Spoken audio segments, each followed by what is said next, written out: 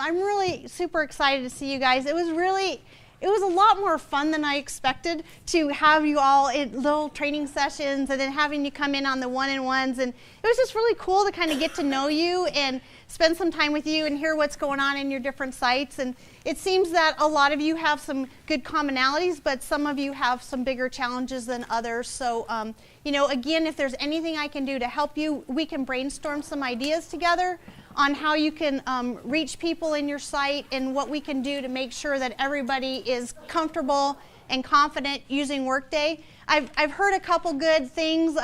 Somebody was telling me that they showed their kindergarten teachers and they were like, oh, well, this is easy. And I'm thinking if a kindergarten teacher says that, that's a really good sign. So anyway, I just want to go ahead and let's get started. First thing we want to do is give you a little project update today.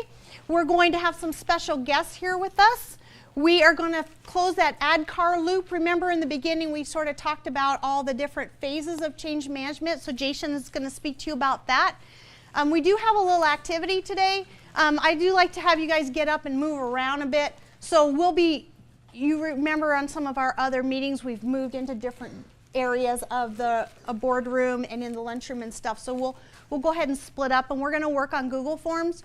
For those of you that need a little assistance with Google Forms, I have some people identified who are very, very comfortable with Forms. I don't intend for this to be a Google Forms class, so don't feel like you have to learn it all. We just want to make sure that when you leave today, you are ready to go with that email with the Google form all created and ready for you.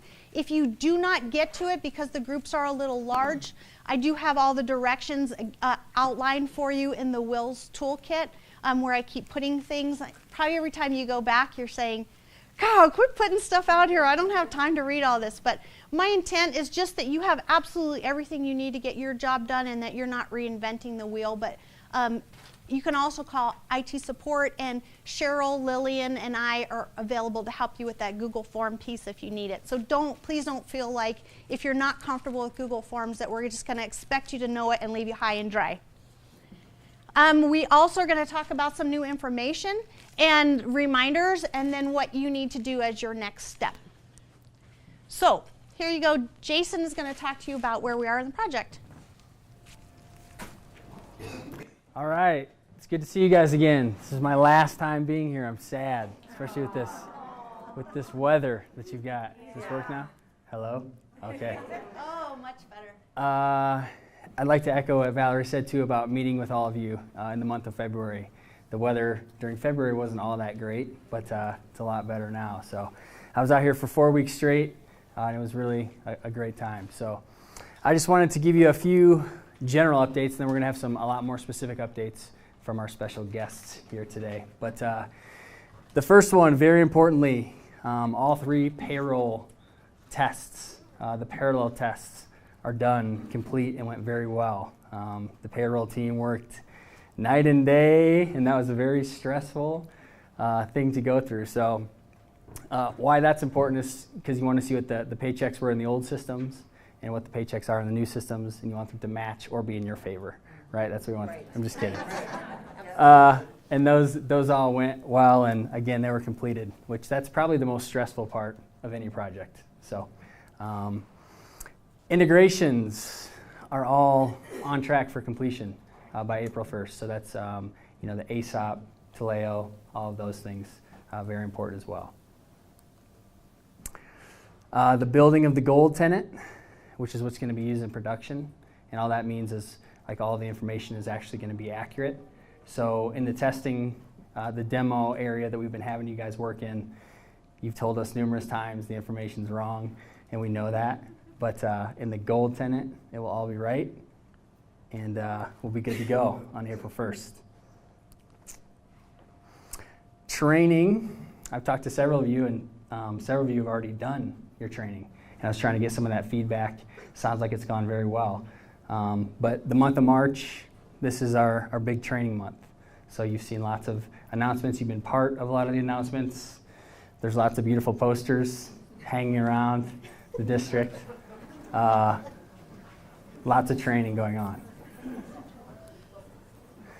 And then most importantly, Go Live is still on schedule for April 1st. So Very important stuff. So that's kind of a bird's eye view of what's been going on. And next we're going to get a little bit more specific with some of our special guests. And I believe Bonnie is first. So. Hey, Thanks. You're welcome. hello, everybody. Oh, that was a large group.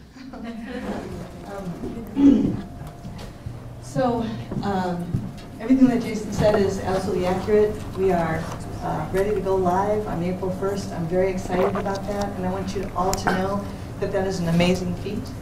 The collaboration across the finance team, the human resources teams, IT teams, payroll has been phenomenal to be able for us to tell you that we are going live on April 1st. So a couple of things are still going on, though. Jason mentioned that we are on track for our integrations to be complete, go live April 1st. We were expecting to be able to complete all those, though, prior to this, so that we could continue on making sure everything's going to work for the July 1, presuming that we would be able to go to semi-monthly pay July 1. So we're a little bit delayed in getting all those done. And this is positive news, not negative news. A little bit delayed because as we've gotten into these systems, ASAP, Taleo, Kronos, identity management, we have discovered ways to make all those experiences better for all of you. So in light of that, the whole team has gotten together. The leadership team, Brian is right over here, myself, Gotham, as well as all the members of our core implementation team. So Katie Shortsleeve, Mary Chesla, Rosa Reynolds, Marcy Jader, Josh Kernow, Neil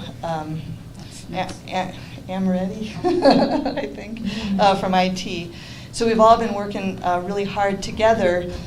But last week we all discussed, are we ready to be able to go to semi-monthly pay in July? And so I really wanted to bring it to your attention to gain feedback. So remember, if we were to go semi-monthly payroll, that means all of the Kronos has to be done the very next day after the end of the month or after the end of the pay period. So in our desire to make sure that everybody is successful and not knowing what we don't know at this point, we're getting input on whether or not we should delay that 6 months so that we can establish some level of,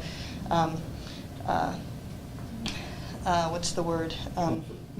I'm sorry? Comfort, yeah. Thank you. I like that word. Across the entire organization, all of you know that the most important thing that we need to do is make sure that people are paid correctly. And so we really wanted to make sure that we were in the absolute right time in order to do that, where everybody's ready, everyone's fully trained, everyone understands what they have to do. So what do you all feel about that? Yes? I think that would be an awesome idea, because with hiring season and starting it the first month of, right in the middle of getting new teachers on board, right, I think this makes sense. Is there any other additional comments? Yes? I just kind of feel like that's going to cause a lot of issues with staff, because we've all told them already that they're going to change. So that's going to have unhappy people. So we don't tell. Many of us don't work summer hours either, so if there are issues in the middle of the summer with payment, that would be really... Didn't even think of that. Didn't Yeah. That's a good comment. That's a good comment. That's what we were just talking about this too. You've got fewer staff members there, and for the ones that are there, we're working almost 100% on the whole hiring process. And so really, if there's any possibility that it won't be correct in July, it would be better to wait. We want it to be rolled out correctly and with everybody feeling really good about it, instead of us making a million excuses. Oh, I'm so sorry this didn't work. We tried, blah, blah, blah. It would be so much better to wait 6 months and roll it out in January, when what else is happening in January, Yeah, well, keep in mind that I'm convinced it's going to work. So it's not about that. I'm convinced it's going to work. I just wanted you to know. It's more of making sure that we have enough time to respond as people are being trained and learning how to interface with the system, all that kind of stuff. That was my personal biggest fear. And all of us, the whole team, felt strongly that it is important that we go to semi-monthly pay, but maybe it is a little bit more important that we give everybody a chance to see how Workday is really going to work. Yeah. And Bonnie, that might be a good point for pushing it back, because like she said, a lot of people who are actually inputting that stuff for payroll aren't there in July. Yeah. That's right. Yes. I was wondering, is there a difference between Kronos and certified staff? Can you start with certified staff and then just Kronos later so that there's more time for the classified staff to? There is a definite difference there. The issue is the way that we've established our benefits plans. So we need the benefits plans to be consistent, otherwise we got to build all that many more. We hadn't thought about that, but we still have the same amount of turnover in July, and then we'd have to create another pay group and another payroll run. So we were not really thinking that way. We kind of would like to do it all together or not. So, but that's a good comment. Whether we do it in July or January, am I understanding that no matter what, with Kronos, the bookkeepers will have to be entering things? It could vary next day, like month. So the pay period ends, and right now you have until the third working day of the next month. It's going to probably be tightened, but we will tighten that up as we move through time. So that's kind of why we've been pushing right now for everybody to go through and review time weekly so that they're prepared for that and they can get their exception reports in from their employees earlier when it happens instead of having to wait, because I'm sure that's what the big delay is. I mean, if you guys all you got to do is approve, that would not be the big deal. The big deal is if somebody doesn't swipe in or out, you don't know why, you don't know if they weren't here or if they forgot. And then even getting our classified employees used to the fact that, hey, I need to be looking at this regularly, I can't wait a whole month. Well, and we were told way back that the classified employees would have more access to their Kronos to start helping bookkeepers stay on top of that, and that didn't happen. So training, I was in training this morning for Kronos. There are some changes that are really positive now, but there's going to be even more to go live in July. Another reason why we wanted to make sure the experience is as good as possible, especially for our classified employees. So that was another reason why we're thinking it might be better to delay, give us 6 months so we can get people used to looking at their time. Bernadette, have you been to training yet? The new Kronos training? And so when you go, she's going to share with you some of those tools that we can offer to our classified employees so they can review their own time. One of those is what they call K-mail, so it's Kronos, where they can actually email from Kronos their weekly or their monthly hours, so that employees can check on that prior to it actually coming over for purposes of pay. No, I don't know that it really matters when you make a change, because not everybody's going to be ready. Nobody's going to, I mean, the change is going to come no matter what. It will come no matter what. So whether you make it July or January, it has to be what you guys feel is going to work. And then we just deal with the and that sounds bad, but there's going to be fallout because it's a new program. Yeah. So does it really matter if it's July or January? Because it doesn't matter if you back it up. There's still going to be people that are going to wait till the last minute. You're absolutely right. So it really doesn't matter. It'll still happen. We still have to transition, but give us a little bit more time to transition people into that. So it's when you feel that it's comfortable and it's going to be right to do it. Okay. Anybody else want to make a comment? I really appreciate your time and effort on this. If you want to, we have until the end of the day. So if you want to email me something, please go ahead and do that. But we're going to be announcing it at the end of today. Okay. Thank you all very much for your feedback. Yeah. Just one more comment. Would it make a difference if classified is like 2 weeks in arrears rather than a whole month, so that there's more time to do Kronos, so that you can do it on a bi-weekly basis or semi-monthly? And that's a desire. What's hard about that, some of the things that we are doing is actually going to move in that direction to make everybody pay in arrears. It's too difficult, though, for people who have been here to think about having to go without a paycheck one time. And that's the necessary result over that. So we're trying to keep people whole as much as possible and do what makes sense. So that's the big downside of that. Yeah. Will you still be, if you should move this off, will you still be having those, when pay periods change? Yes. Trainings at the In same fact, time? Brian's ready to launch those probably in the fall. And he can share with that. You want me to? Yeah, thanks for that. We had those set up, I think, in April. And what we can do with those is we can substitute something else that's financial in their place and then bring them back in if and when we need to do this back in the fall, we can bring them in then. So to Bonnie's point, I learned a long time ago, and from working here, I added one to my list. But a long time ago, there were 2 things you don't mess with. And I've added a third since being here. Food money, and now their kids. Don't mess with their kids. So given that, there's a lot of moving parts in Workday. So, the good news is we're not saying that we are going to take something away or go to, every twice a month. We're not making a change. So to do it right and to get it in place the right way, does anybody object if we do move it to January? Go to January, because it's so much easier for us to deal with it when they're ready to rock and roll, and instead of trying to, have it go earlier and then be making excuses. We don't need that. I agree, and I appreciate all the work. And this is telling, because I've been out and talking with people, and they all know what's coming, and it's all because of you guys. So you've been doing a really good job spreading the word and getting the word out there. So I apologize for you having to go back and say it's delayed a bit. But again, we want everything to work right.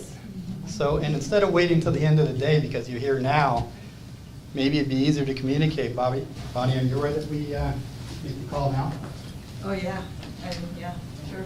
Yep. So if you guys don't object, let's just hold off then. Okay.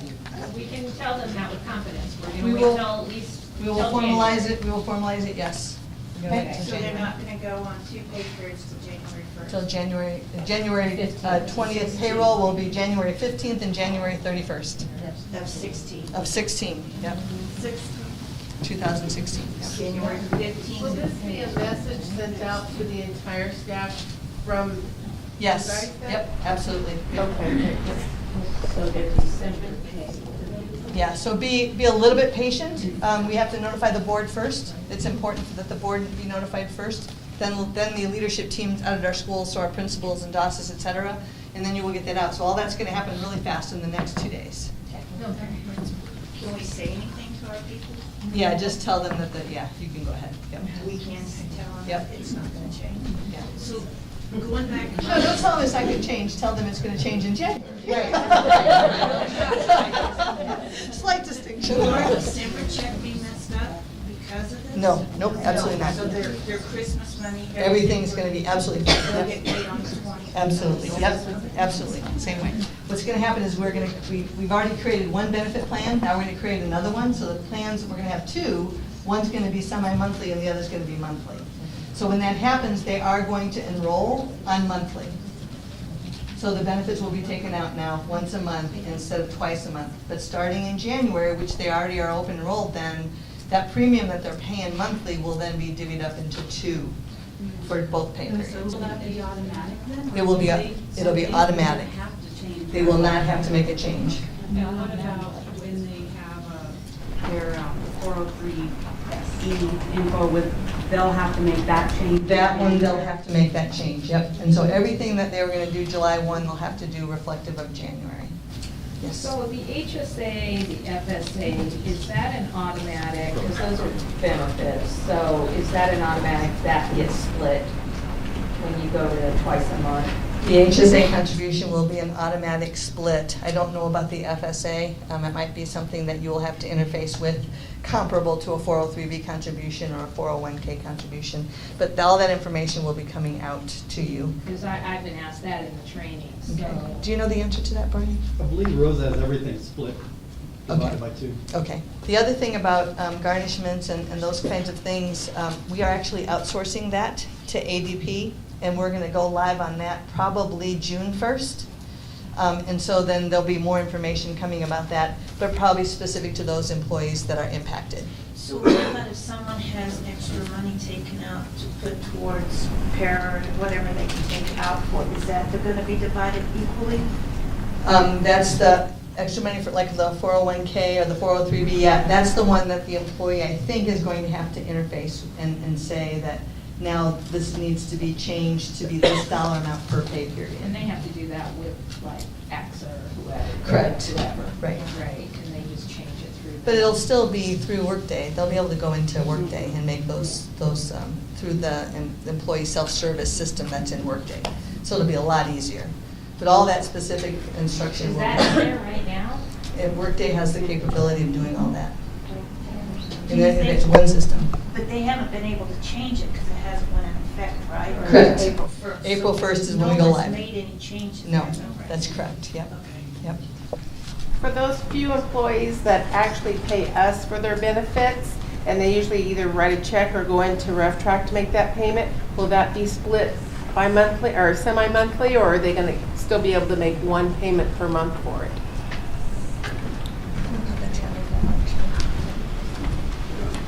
Yeah, good question. So I think that one, I'll have to talk with Rosa, but I'm thinking they could probably still do one check.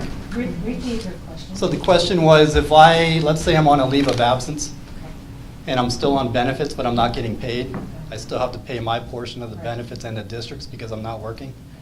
That payment, would that be split twice a month or once? And I'm thinking it's once a month, and if it's not, we're gonna work to get it once a month. In fact, we're gonna try to set up an auto pay, sort of like we have some other things, so we don't have to worry about checks coming in and going out. So on your W-4s, if they were taking out an additional $50 a check, they'll need to change that to 25 starting in January? They could leave it at 50, but it come out twice. Okay, I just wanted to make sure. Yes. That's what I told them. Good. Thank you. Thank you all very much. Please ask your questions, ask Valerie, send them to me, send them to Brian. We'll be glad to address those right away and make sure that we get FAQs out there as quickly as possible so that all of our employees know what's going to be expected of them July 1st and January 1st. So thank you for that. So the next topic, which I know from Valerie, is you guys have all been dying to find out about, which is the additional pays. Yes. Right? The additional pays. How are we going to do the additional pays? So if I get some help, maybe we can hand these out. Yes. On April 1st, will you be sending out like an email and a link for everybody to go in and look at Workday, or will they all have to go into sites? To look? No, I'm assuming that we're going to send all that out. Is that Okay. right, Brian? I was thinking that. Yeah, right, yeah. Yeah, everybody. I've been telling them that. Yeah. I make it up. I know I make it up. It makes You know, sense, it's all though. good. It's logical It does that we make would do sense. that. So everybody, the additional pays in Workday, it's really pretty slick, but the additional pays are 3 types. And all of you at schools, I want to make a distinction that the additional pays that are going to handle at schools, that we handle at schools, it'll be a little bit different than additional pays that are handled by departments, okay? So first of all the additional pays in Workday are activity pays. We did purchase the activity module in Workday. Compensation allowances. Some of you know what this is, like a tool allowance for some of our O&M and transportation folk. And we are creating additional allowances because allowances can be divvied up by the number of pays in the year. And so we think that that might be more beneficial for some types of additional pays than others. So you'll hear more about that. And then the final one is one-time pays. The difference between activity pay and one-time pay. One-time pay is one time. You can't distribute that across the year. So you can't say, I would like to pay $3,000 and divvy that up every month for the whole year. You can't do that in one-time pays. In activity pay, however, you have a choice. You can make them one time, or you can make them ongoing, where they're scheduled, a scheduled start and a scheduled end. So, go ahead and give me the next slide. So for school-based, again, trying to simplify this for all of you. What we're recommending and what we think we know today, and I'm not promising that this will be forever because we have a lot to learn yet. However, we're thinking that activity pays will be designated for schools only. So you will all go in and add compensation through an activity pay. The other thing that you will have to learn how to do, though, is also allowances. You will go in, and these are school-based pays now. So you will have a choice of activity pay or an allowance. So that big sheet that I just gave you is the crosswalk between the additional pay app that you're used to seeing, and then the new compensation element that's in Workday, and then the earning that's in Workday that's meant as your crosswalk, so you can find how you're going to replace what you're used to seeing with the workday language, okay? So this is a draft. It's not done, we don't think. So again, last week I asked a lot of the superintendent's advisory group, which I think many of you were there, to make sure that we're getting through this and that we have all the additional pays. And so I tried to do due diligence. You know, Mary Chesla and I have been working together regularly on this, making sure that we have all those additional pays and trying to make logical reasons for why you would choose one type of pay over another. So those are all the listings. What I'd like you guys to do is just take those back and let us know what are we missing? Is there something that you're confused about? Help us to train you on how you're going to access those additional pays when we go live in Workday. I was trying to group into high-level categories on the left-hand side. The other thing that I think is really important is that you will not see per diem pay on this listing at all. So we would like to convert all per diem pays to an extended day. The logic behind this is simple, that if you have an individual who needs to work their job more days in the year, then they should have extended days. Counselors, librarians, IT support often, maybe they were one of the schools that got a refresh this year, and so they would need to update all those. They would have a reason to do their regular job for more days in the school year.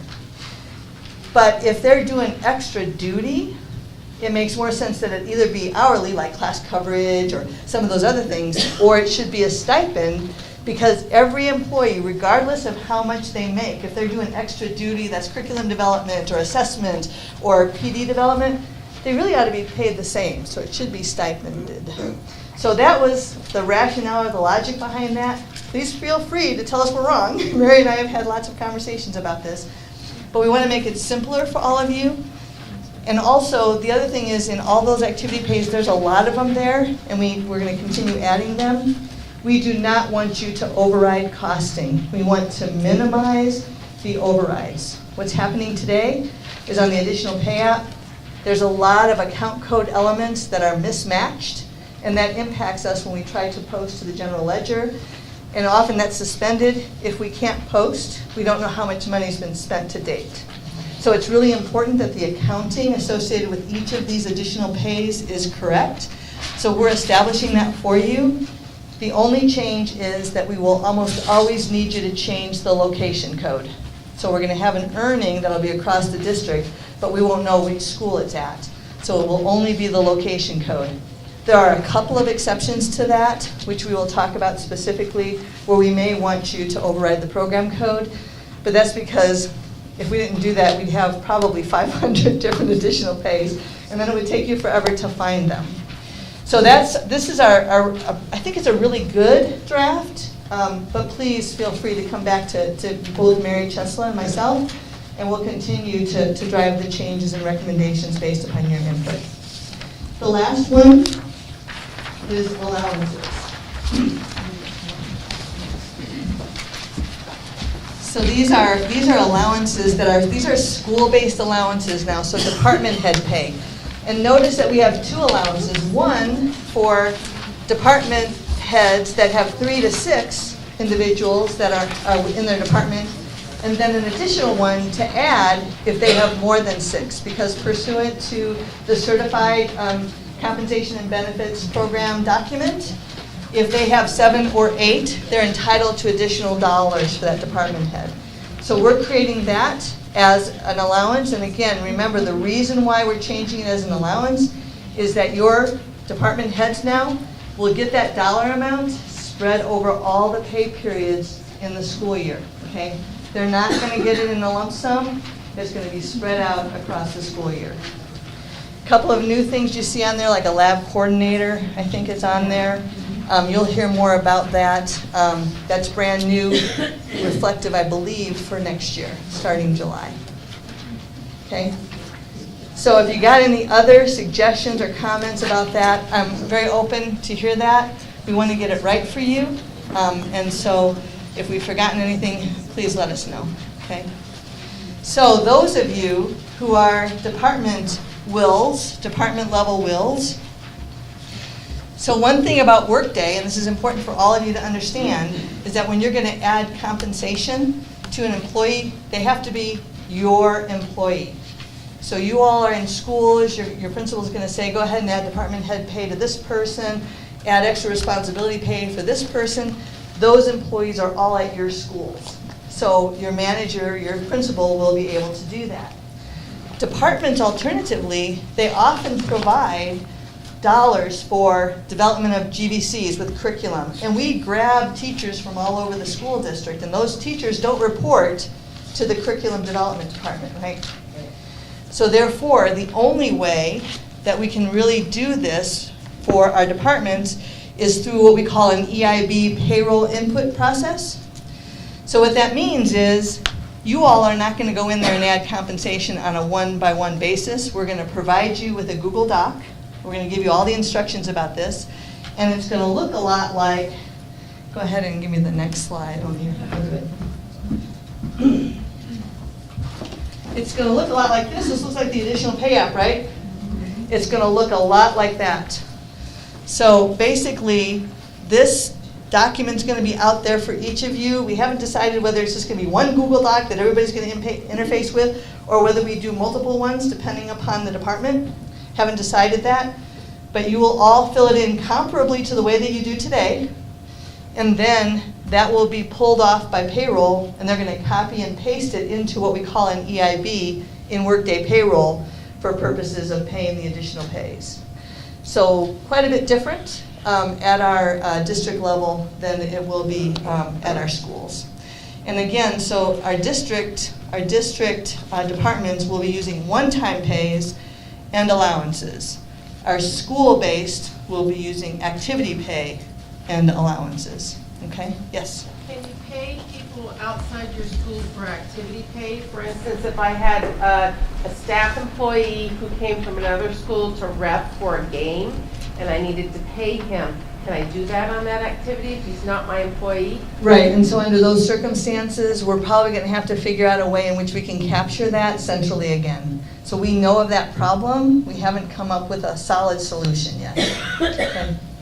Yes? Okay, it appears with Workday on the pay slip that it's going to be a little bit easier for teachers to read, like let's say they're department head and they do extra responsibility pay and they're doing a district committee or something like that. Will that show specifically, because right now it's just like a chunk of money, right, and they don't really know where it comes from. But it appears like it's going to be more user-friendly or easier to read. Is that correct?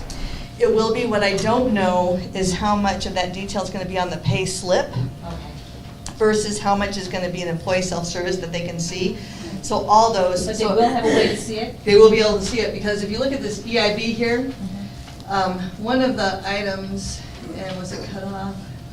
One of the columns in this template will say comments. So let me just give you an example.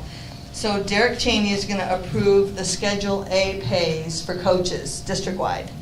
So what we're asking him to do is please change the program code, change the location, put in the employee's name, the employee ID, but also put in a comment for us that says this is basketball girls or basketball boys or soccer girls or soccer boys, so that when the employee goes and looks at their compensation for the employee self-service, they will see those specific, because you know as well as I do, many of these coaches coach numerous sports. Yeah. They will see each sport individually. Finally. I don't know whether that is going to appear on the paycheck, though. Remember, the pay stub only has so much room. So, no, I know, but even if it's on their compensation page. Right, it should be on their compensation tab. Yep. Everything will be specific to that. Okay? Anything else? Again, I'm waiting for all of you guys to provide us more feedback. I'm counting on you, Val, to make sure that you keep us honest and get all this stuff taken care of. Yes, Tammy. Bonnie, the question I have is on the department pay. Will we be able to search an employee ID? So in other words, if we have to pay John Smith for their world-class target pay, and there's 57 John Smiths in the district, is there going to be a way for us to search by their employee ID? Will that be through because of the hierarchy PK-12, do you think? Yes. Yeah, I think so. Okay. Yeah. And so I know this question came up before. We had there was this debate around what do we put in when you see in a directory. We were going to go with a long name and then the employee ID, and it was just forever long. So they said, well, let's just go with preferred name and no number. So then the question came up, well, how do you guys see which employee? If you got 2 John Smiths, you got to look up the number. You can still see that in the search, but it won't show up in the directory. So as long as you have line of sight to those people, you can look up and see that ID number. You are. Thank you for coming. Thank you. Thank you, Bonnie. Thanks, Bonnie. Great transition.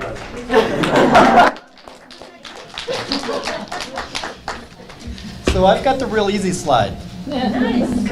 I've got one. And, you know, it just comes back to the fact that if there is anybody out there that can't get their leaders more comfortable with where they should be at workday, I'm still available for you. Trust me, I'll be tactful. I just might make one of those random calls and just say, hey, how's it going? How's your comfort level? But let me know and I'll check in if that's needed. So that's me. What else do we have on there? Anything important?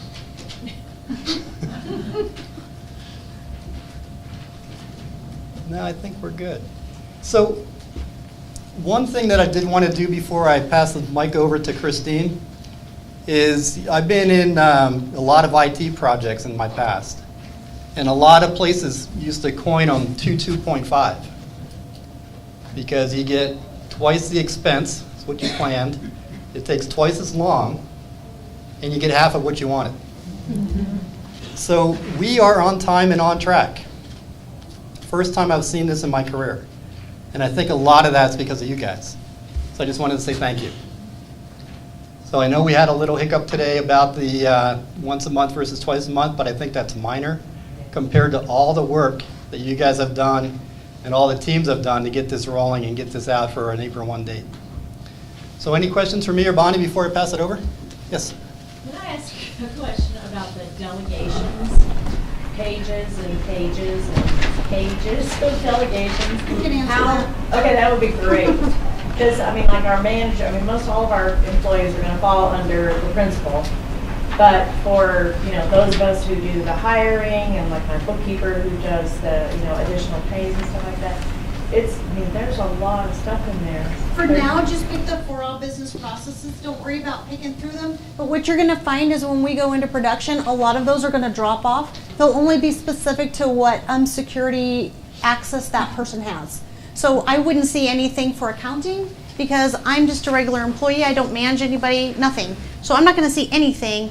Brian might see a whole lot more, and Christine's going to see yet different things. She may have a lot, but not as many as him.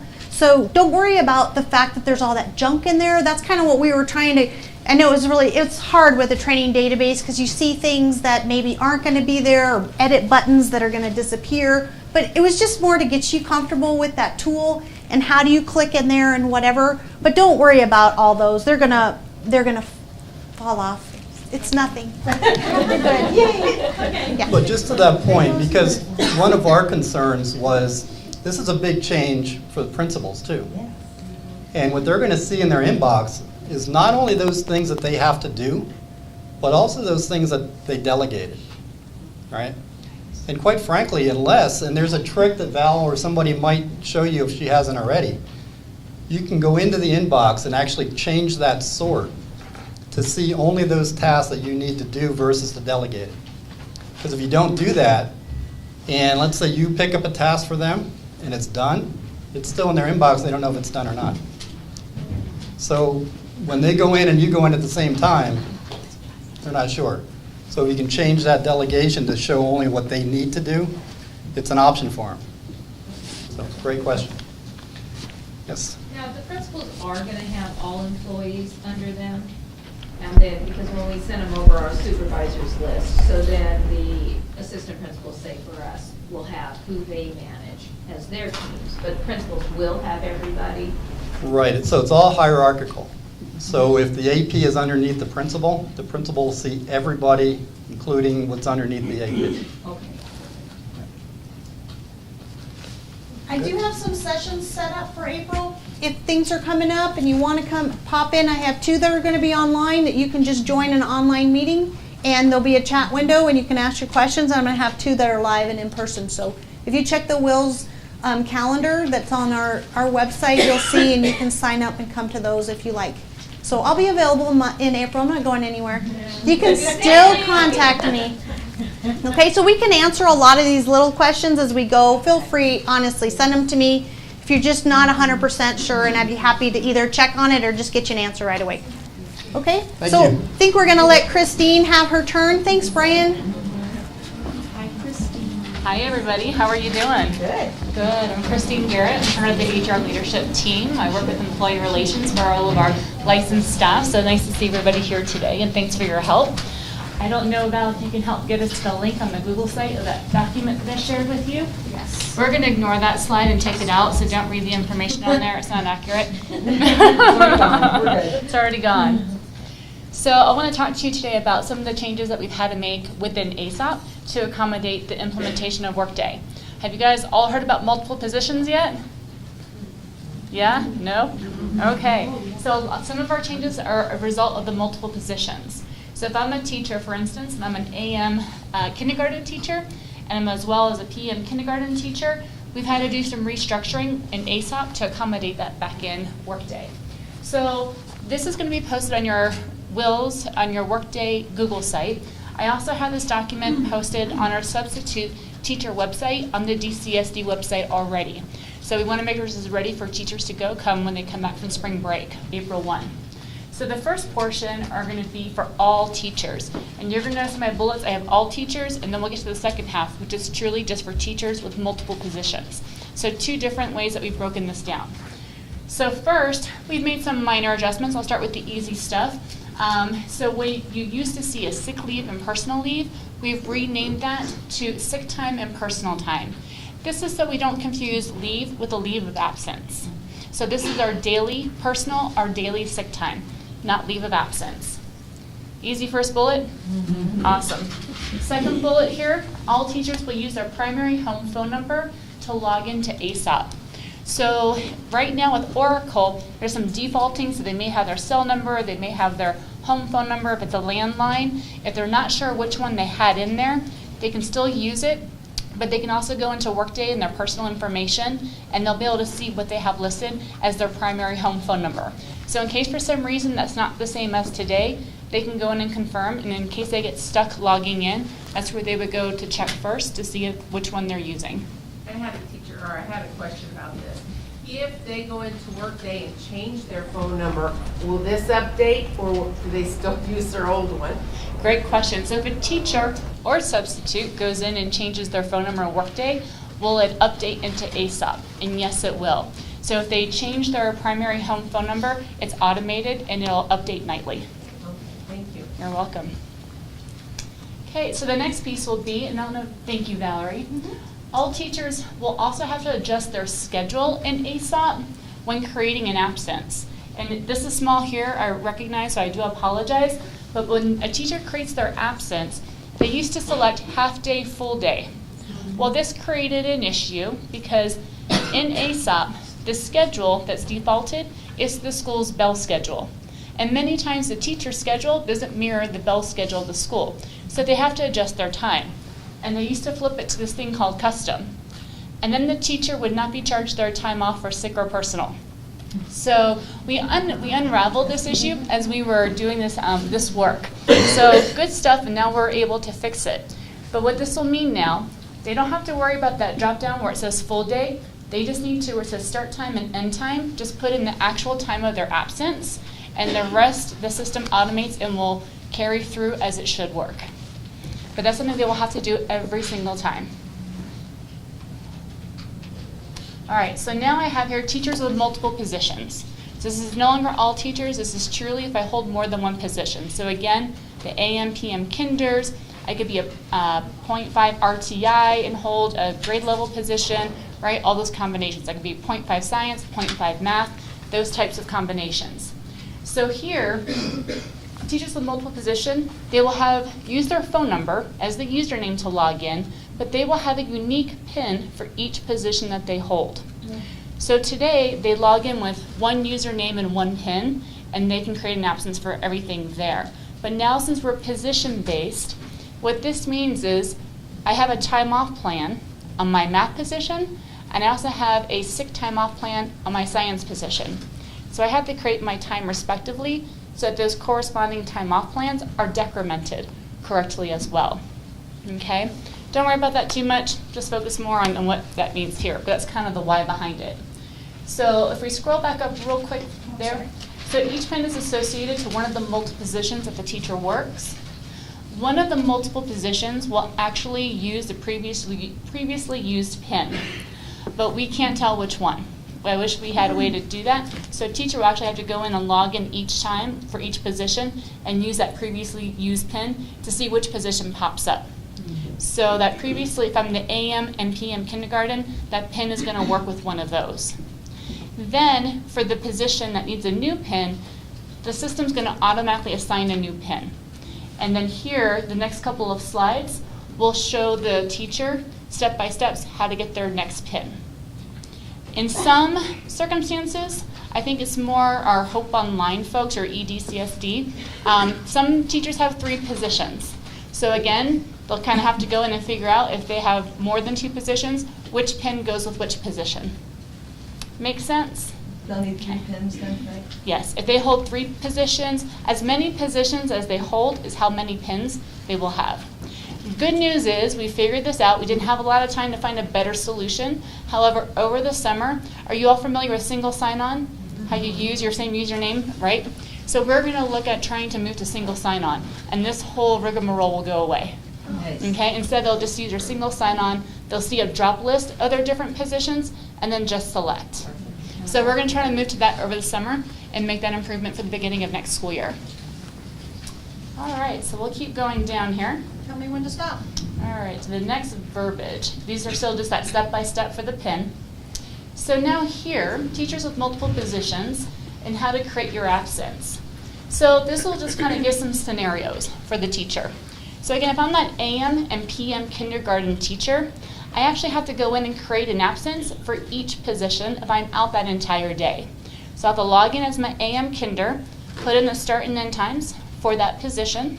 I will also adjust the substitute's work time. Well, let me get back to the substitute in just a second. Let's just focus on the teacher. So then I will complete that absence for my AM position, and then I will actually have to log out. And then I will have to log back into my PM position and create an absence for my PM position. And again, put my responding start and end times for that position. So if I was just out, say, differently, I'm just out for that morning, I would just have to create the absence on my morning position and do nothing with my PM position. Okay? So you get 2 subs instead of 1 sub? Great question. So do we get 2 subs instead of 1 sub? So this is the next piece, how to indicate the work time for substitutes. So depending here, if your absence requires you to report your time off for both your positions, then you'll only indicate a sub is required on one of the positions. And then you will adjust the start and end time for the substitute, which is right here, right underneath the teacher. So right there. And you would put the full day time. So if they need to be there the full day, you'll put the full day. And that way, it doesn't make things complicated. Yep. So if I've got somebody that teaches social studies and English, and first period they teach social studies, then second period they teach English, and fourth period they teach social studies, I mean, they have to put in 3 absences? So I'm not sure how that works for the teacher. However, let me take a look at that one. I'm not sure how that would work, but for the sub, it would be easier. So we'll have to talk about the teacher, how it rotates that way. I hadn't heard of that combination, so sorry I wasn't ready for that one. But for the sub, on one of those, you would just put the start and end time from the first through the third. Inputting for the teacher. Yeah. Yeah. So I'll have to figure that one out for the teacher. So when you were talking about to get one sub if they have the 2 positions, so then on the second one, when you're not going to have any hours, you're going to put no sub required? Correct. Okay. So did everybody hear that? So for the second absence, for the first absence, you only indicate sub required on one of the absences. On the other absence, you put no sub required. What if the accounting code is different? What it's being billed to? For the substitute, to pay the substitute. So that would be okay. Oh, I see what you're saying. Then you would have to create 2 absences and leave some notes for the substitute teacher. To say pick up both of these jobs. Right. So it might be you have it go out for one, maybe create it originally as a full day, have the sub accept the job, and then someone's going to have to be responsible for going back and splitting it into 2, and then contacting that substitute teacher. Can they do the alternative, Christine, where they could ask for a half-a-day sub on the one position and a half-a-day sub on the other? They can, however, it depends on how creative you want to get on the call out. So I see. right. So That's the piece. I think it's yes, either way would get you to the same ends. I'm thinking of preventing the system calling out and getting 2 subs Twice, to right? come in. Yeah, Mhm. yeah. Yes. I have a hybrid position, half-day classified, half-day certified, same position. So they would just go in once under their certified position, but request for the full day. So for your classified position, you should not have to have a licensed substitute come in for that. So you would just have a licensed substitute come in for the licensed substitute position of the 2 positions that you hold. We're going. I don't know if you have a classified sub that usually comes in for the classified portion of your role. I'm not sure if what the position is. Teacher that is working half a day as classified employee, Yeah. this is the funding, and half a day as a licensed, but it's both. So are you doing the same exact thing, whether it's called licensed or classified? I'm wondering if you have. So are you doing the same work, but it's labeled Yes. half the morning is classified, Yes. half the role is licensed? So that's a different situation that probably we should talk about. Okay. Sorry. I love the question though. So if they are in a position that would require a sub, if they are out that day, then using the same logic, they would have to create their absences. So I know we sometimes have situations where you may have a teacher working Monday, Wednesday, Friday at one school, and Tuesday, Thursday at another. They would have to create their absences on that same position basis. So they would have multiple positions in that scenario. Yeah, 3 teachers that are combo classes. Tell me about that. 5 sets. And in Oracle, they are a 0.5 and a 0.5. Okay. So that would apply to them.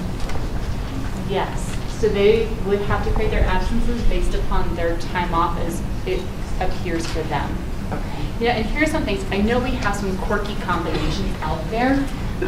In these circumstances, I would highly recommend that teachers who have really unique situations or schools who have some unique situations, those preferred subs that you may have at your school, maybe get a couple people familiar. So when those teachers have substitute needs, they can go to that preferred list, and that way they're not having to re-explain some of the quirky ones that we have out there. I'm pretty sure I've already gone ahead into April and May for planning grant money for their academy plan days. Am I going to have to change that? Yes. That's a great question. So if you have, I think because of multiple positions, if you have absences that are already created in April and May, those positions will have to be reworked. So just cancel them out and get them. Correct, and I would wait until April 1st. Yep. Great question. Did everybody hear that? That's a huge one. Very nice question. Let me repeat the question for everybody here in case that's helpful. So if you have multiple positions, a teacher with multiple positions who you've already created absences for April 1 and later, you'll want to go ahead and cancel those out at some point. And I would maybe wait until April 1 so the substitutes don't get nervous and things like that. And I'll try to figure out, I will work with you guys and if we can do more updates to help with that change piece. That's a great one that just came up. But you'll need to recreate those absences with the multiple position approach after April 1st.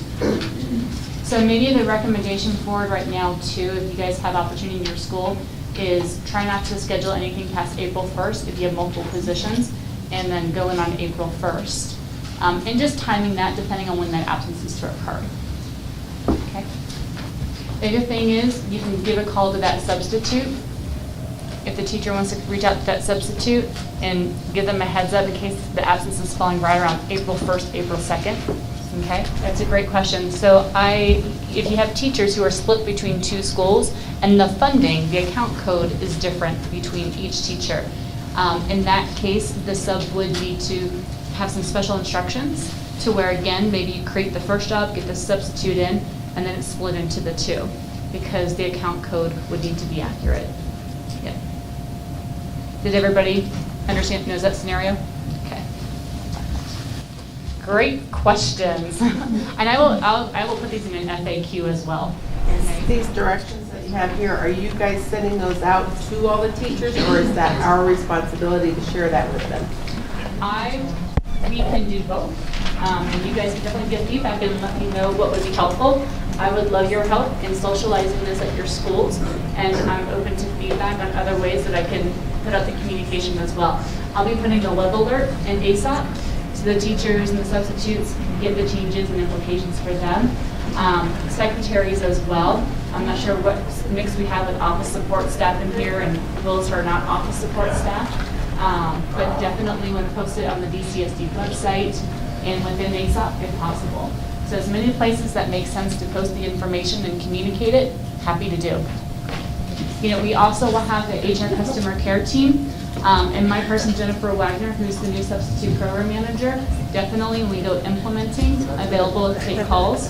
So if there are questions, because you're going to come up with things that we didn't think of, even here today we thought of some things, you know, we have our customer care support as well.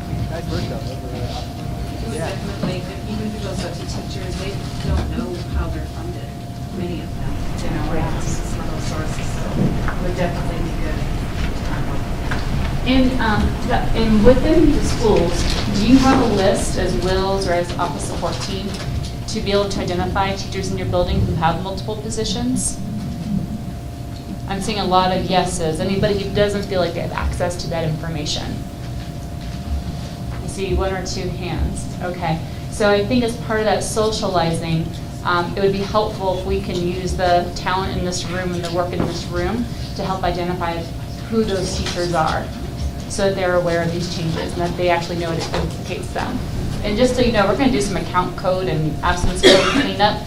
I saw the list of 52 in the one list, and I think it's like hundreds in that second list. We're going to try to streamline that over the summer as well. But in that first list, those all defaults. And we're going to be streamlining that to just be sick, personal, PD, planning time. Those that you probably touch 90% of the time. Those that I consider, and they default, right? It's the same account code every time. That should be that first list of absence codes. Really, when we get into what I called an override account code, that's unique to a grant, some work that's being funded differently, there's that account code description that has a whole nother drop-down list. Depending on the department or program that has set up those account codes, they have given us the back-end accounting, and they're responsible for those account codes. So we set up the account codes behind it, and all you, from what I understand, you just need to understand the right title to select for your school. So going back to that, one of the screenshots where you can create the absence, adjust the teacher's start and end time. Right underneath that, you can also adjust the substitutes start and end time. So it might be, depending on the person's situation, it may always have to be adjusted for the substitute as well. So I can say right now, from what I can see as we uncovered this issue, easily 40% of our substitutes' time gets adjusted in ASAP today. I think for that same reason. Is the teacher going to be charged, though, the extra 20 minutes? No, great question. So whatever the teacher puts in as their times for their absence, and again, it should mirror, the time that they are out, depending on their regular schedule, is going to calculate their time off differently, and the subs, full day and half day, differently. So it uses each of those times respectively. And they don't have to be the same. So the teacher's absence time can be different from the sub's absence time. So while the teacher may be out all day, you may only need the sub for the morning. So you have that flexibility. Is it possible we could set up maybe an ASAP question and answer time? Because it sounds like they have lots and lots of questions. Because I hate to interrupt you, but we only have 15 minutes left of our meeting. Sounds fine. So check out that document and just make sure if you have any other questions. Christine Garrett, please feel free to email me these questions, all right? Thanks, Christine. Okay, so we're going to go, I just want to show you where I posted her document if you're looking for it. It's on our website under Training Absence Management, and I put it down here, okay? So if you're looking for it, that's where that document lives. So I'm now going to talk really, really quick, so I apologize. And we may skip over a little bit of stuff, but as you know, I keep everything on this website, so when in doubt, read, right? Jason, should we just go ahead and skip this? Basically, remember we were talking about change management and all the little different steps. So I think what I'm going to do is I'm going to post the presentation also in our March updates, and then you guys can go through if you're interested in a little bit more about what happens with change management, because there's some important information here and some good reminders about change management, such as knowledge does not mean ability. Correct? We all know that, right? Okay, so we're going to skip on here. As far as the Google form goes, that is going to take us at least 20 minutes. So my thought was that we were all going to break up into groups and have a leader and help you guys work on Google Forms. Do you want to just skip that, or do you want me to push it to the end and those that want to do it stay? All in favor of pushing it to the end, raise your hand. Okay, done. Okay, so we're just going to skip it. I do want to show you that the directions are in the WILS toolkit, so you can skip that. And I'll just hang on one second. It's right, our beloved WILS toolkit that builds by the minute, right? Guys are like, stop the madness. These are all the directions. I do just want to say this, because if you're one of the people that's not going to stay and mess around with Google Forms at the end, what you can do is you can take this form that I made for you so you don't have to create your own.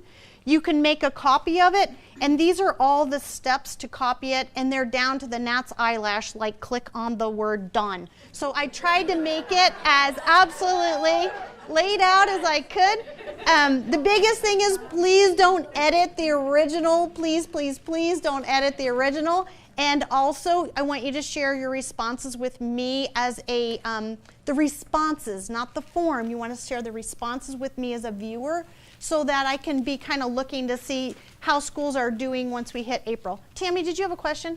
I have a comment, and because this is our last time, Maybe. I just wanted to give kudos to Val. Oh, because I got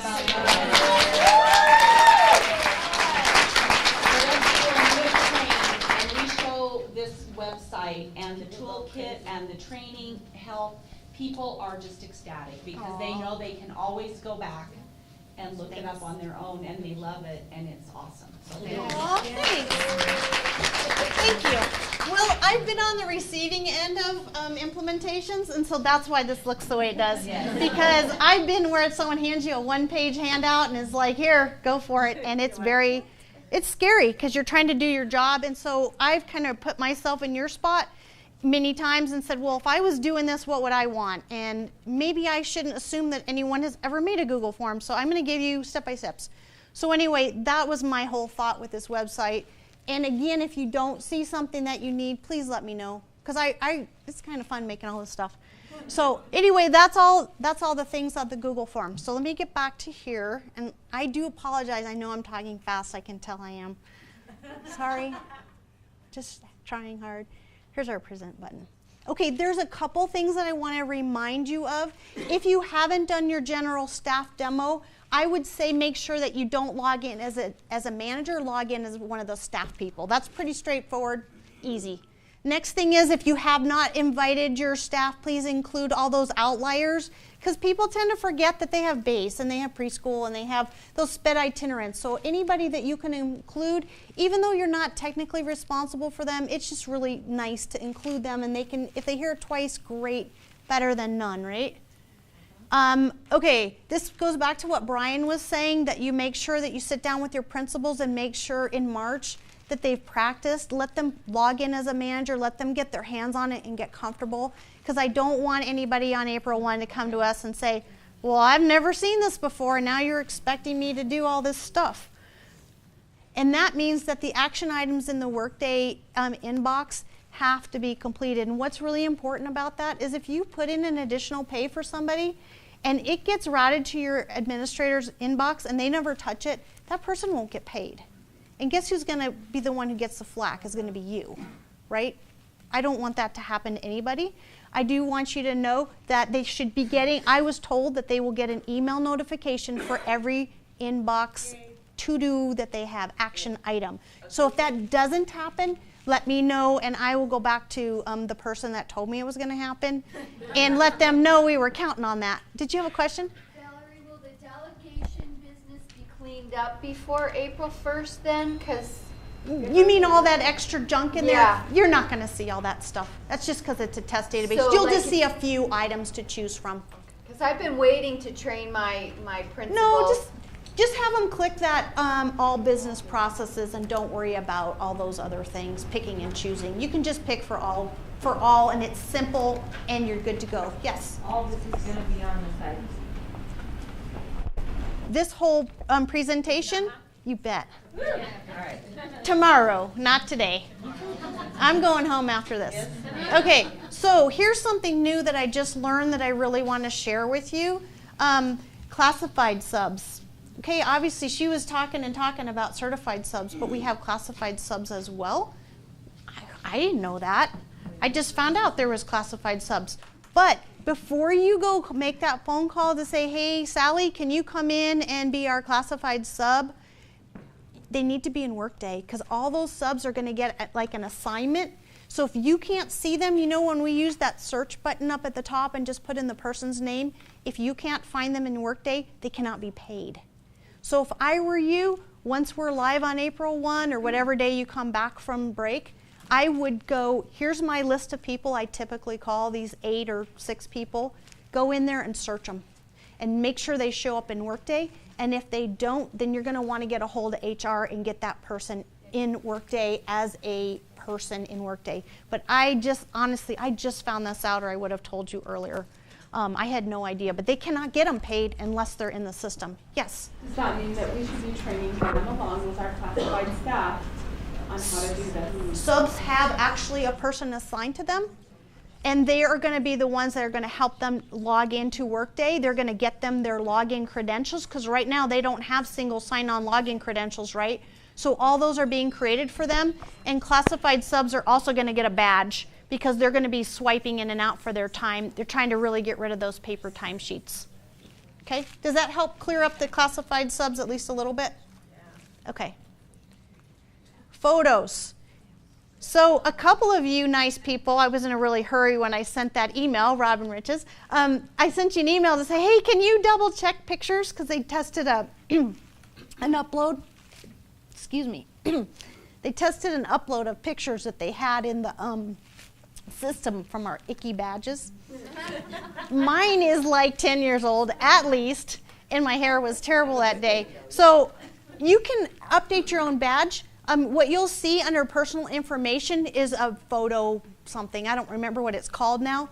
But you'll be able to request a new photo. You'll put in your JPEG, and then it's just going to route to your manager for approval. So that's kind of, some of you I was able to tell, depending on when you came to those one-on-one sessions and the 4-hour sessions, some of you heard it and some of you didn't. So I just want to make sure everyone knew that.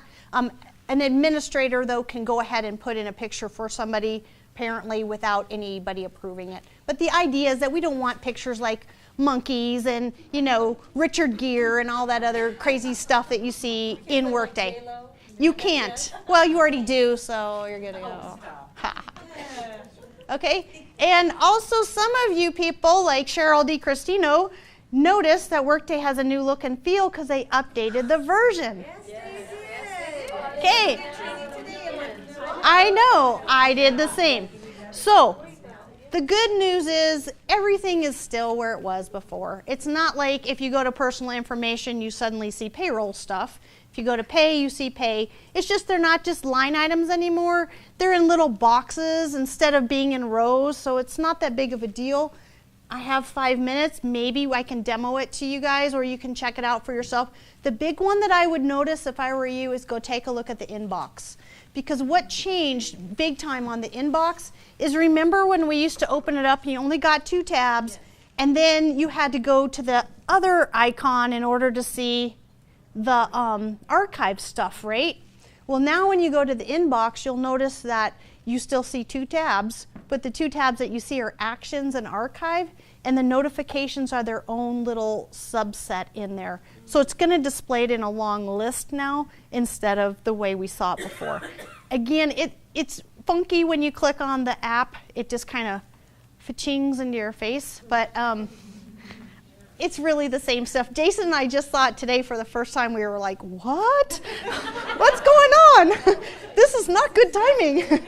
But just so you know, Workday updates 2 to 3 times a year. So we have to be prepared, just like Google. Remember, you used to log out over here, and then the next day you went to go log out, and your hand went up to the left, and you said, I can't log out anymore. Well, some programmer thought it'd be fun to move it to the other side.